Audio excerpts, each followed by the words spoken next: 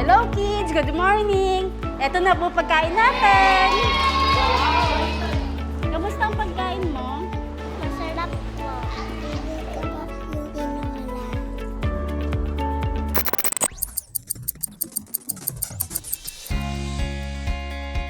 Maaga pa lang, nagsisimula na kaming magluto.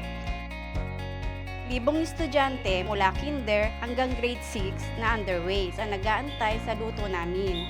Ako po si Maricel Banasihan, isang volunteer ng Busog Lusog Talino Central Kitchen.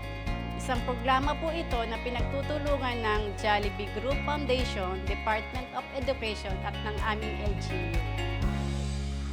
Maganda ang sistema ng BLT Central Kitchen kasi isang lutuan, maraming napapakain. Sigurado pa silang malinis, ligtas at masustansya yung pagkain nila.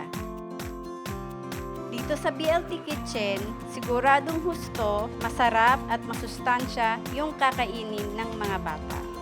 Ang pagbibigay ng masustansyang pagkain sa mga mag-aaral ay isang paraan para sila ay mapanatili sa eskwelahan.